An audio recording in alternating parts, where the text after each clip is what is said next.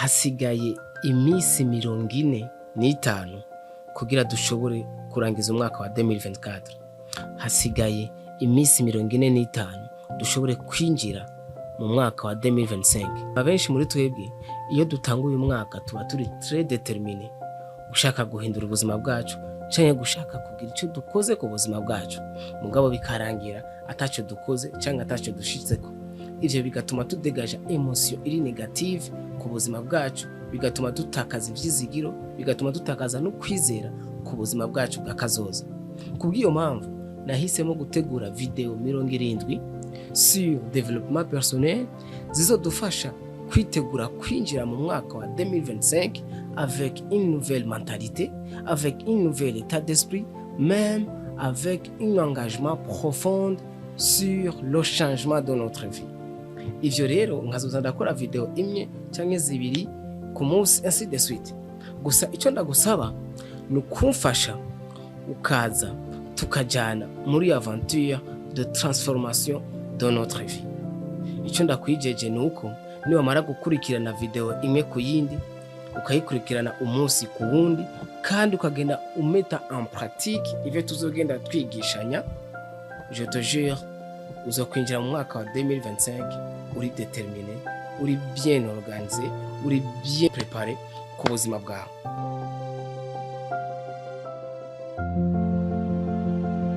Alors, premier épisode zigize episode 70 zizodufasha kugira transformation ku buzima bwacu. Premier épisode zigize episode 70 zizodufasha kugira icyo duhinduye mu ma conduite cyangwa mu habitude ku buzima bwacu. Ni kimwe mu kintu gikomeye ku bwanje nasanze yuko iyo tugishize mu buzima bwacu gishobora kugira impinduka zidasanzwe, mugabo abantu benshi naco tuzi, benshi muri twe turacirengagiza, abandi naho nitucitaho malheureusement, kandi gifise impact idasanzwe ku buzima bwacu. Ico naco sikindi ni kuba canke gutahura neza impamvu yawe yo kubaho kwawe hano kwisi. Kuba clair n'impamvu uriho hano kwisi. Abantu benshi tubayeho ubuzima bwo gutomboza, abantu benshi tubayeho ubuzima tutazi iyo tuva, tutazi niyo tuja, kubera gutamenya why we exist. So that's why uno munsi shaka ko twigira hamwe canke twibarize hamwe ibibazo pourquoi nous sommes ici. Kuko nitumara gutahura impamvu turiho, tuzotahura ivyo tukwiye gukora. Nitumara gutahura impamvu turiho, tuzotahura iyo tukwiye kuja. Nitumara gutahura impamvu turiho, tuzotahura ivyo tukwiye kwiga. Kuko benshi muri twe kubera kutamenya impamvu yo kubaho kwacu, twisanga twagiye kwiga amashure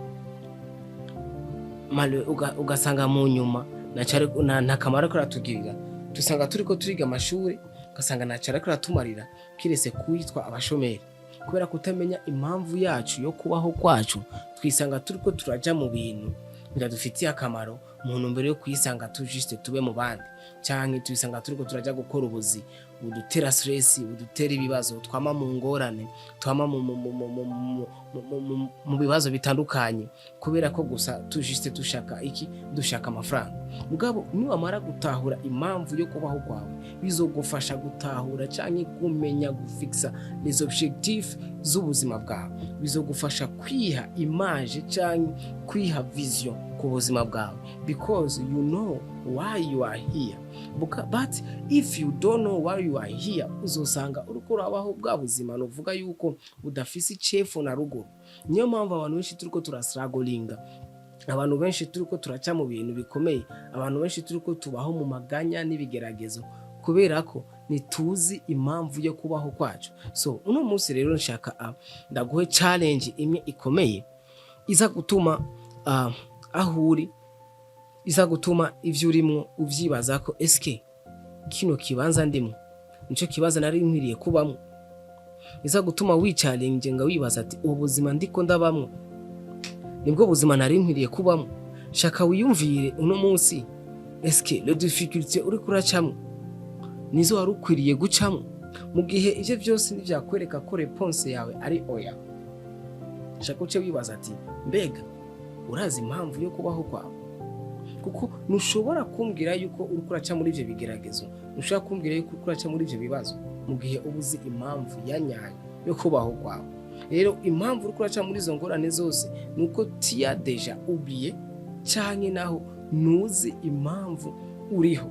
So reka je nshobore kukwibuza gatoyi ku bwanje impamvu novuga yuko yo kubaho kwanje ni yahe.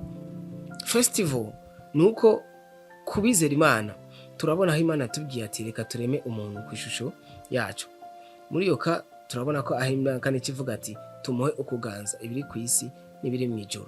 C'est-à-dire que bwa buzima bubi uri kuracamwo Imana yaraguhaye ubushobozi bwo kubuganza.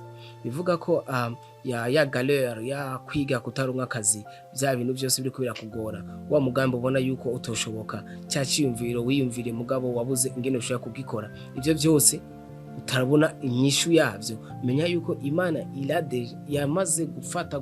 yamaze gushira inyishu muri wewe, parce que Imana yagwaye ububasha bw'ivyo byose. Rero tureke kwiyumvira kuri kote y'Imana, peut-être urashaka kuba uri faible muri iyo, mugabo shaka basi wiyumvire kuri capacité canke ubushobozi Imana yashize muri wewe, canke ubushobozi interne buri kuri wewe. Icyo je nizera nuko ikintu cyose ikiremwa muntu akeneye ashoboye kugishikako, peu importe les difficultés, peu importe ibibazo byose uri kuracamo, mugabo icyo nizera nuko ushoboye kugishikako. Icyo dukeneye ni giki, eske urugendo rwawe cyangwa ubuzima bwawe uri planifié n'inzira y'Imana ya impamvu yagushiriye ngaha. Kuko icyo nizera nuko mu kuvuga kwawe wavuse ufise novuga ati ingabire canke inyishu y'ikibazo icyo ari cyo cyose uzohura nacyo hano ku isi. Ikindi nacyo nuko tukwiye kumenya ko abantu nitwaremewe ku bwacu canke amavision ama idee, ubuzima bwose dushobora kuba twiyumvira kubaho nitwaburemeye ku bwacu, twaburemeye kugira tubwire icyo tuje gutanga canke kwintervena muri ino si. Niyo mpamvu mu gihe uzoba uri kurabaho wiyumvira ku buzima bwawe, mu gihe uzoba uri kurabaho wiyumvira ku buzima bw'umuryango wawe, mu gihe utari kurabaho wiyumvira ku buzima bw'abandi bantu, uzosanga minsi yose ubuzima bwawe bufise barrière, bufise ahantu butarenga, uzosanga minsi yose ubuzima bwawe bufise limite. Niyo mpamvu when you find your true reason to be here, uzosanga guhera icyo gihe uzotangura kuronka des objectifs, uzotangura kuronka des révélations, uzotangura kuronka des visions zikwereka étape par étape ivyo ukwiye gucamo n'ivyo udakwiye gucamo, aho ukwiye kuja naho udakwiye kuja, ivyo ukwiye gukora, peu importe uburemere bwawe, uzosanga uri kuraronka impamvu, uzosanga uri kuraronka motivation yo kubandanya kubikora. Je me souviens mu gihe muri 2020 mu gihe nagiye muri formation y'umugabo mwari aho yari afise ikintu cyitwa Prava, turiko turiga, arambaza ati Hamza, pourquoi wewe wibwira ko ubayeho, pourquoi wewe wibwira kuri wawe? Ndiyumvira ndamubwira ati vraiment je ndibaza yuko ndi ngaha kubwa inyishu y'ibibazo byanje kandi no kunyishu y'ibibazo by'abandi bantu. Acarambaza ati ni giki wifuza gukora? Ndamubwira ni je ndifuza kuba umumotivateur, umunspirateur canke umucoach sur le développement personnel, cyo kimwe na leader muri entrepreneur. Arambaza ati none habura iki kugira ivyo bintu ubibe? Ndamubwira ati kuri umwanya ndumva yuko nta capacité ikwiye yo kubikora, niyo mpamvu ndiko ndiyubaka mu ntumbero yo gushobora kugira mu myaka iri imbere nzoshobore kuinspira cyangwa kwigisha abantu gufata decisions z'ubuzima bwabo, mugabo nanje mfise les experiences zamfashije gushobora guhindura ubuzima bwanje. Acaranda barambwira ati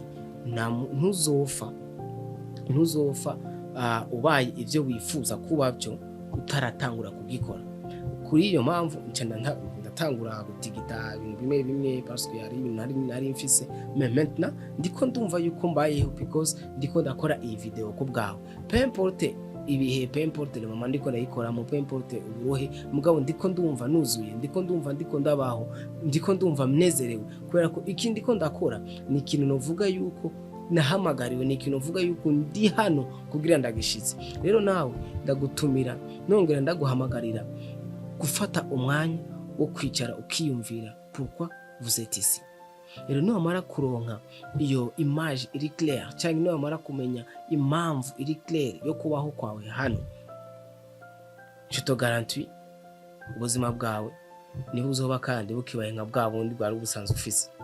kuko uzosanga uriko urahura n'ingorane zimwe zitandukanye muri urwo rugendo, mugabo ntibizo guca intege, parce que uzokwama wumva ufise kakano muri wewe, kakano mu mutima wiwawe kaguma kagusunika kubandanya, kaguma kakumvisha yuko peu importe ubwo buremere, peu importe ubwo buruhe, mugabo guma wumva nyene uri très courageux, uri très motivé kubandanya gukora icyo gikorwa waremewe gukora.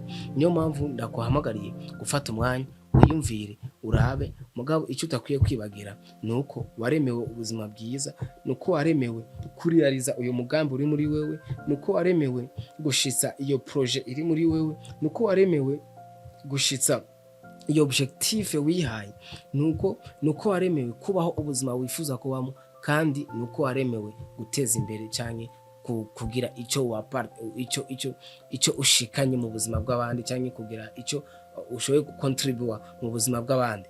Rero niwamara gutahura iyo context, niwamara kwishiramo yuko vraiment que tu mérites une vie meilleure, nuzoba kandi ukibayeho bwa buzima bwo kumibabaro, bwa mizima bw'amaganya cyangwa bwa buzima bw'amadote. Yari Coach Elfi qui vous inspire. Peace.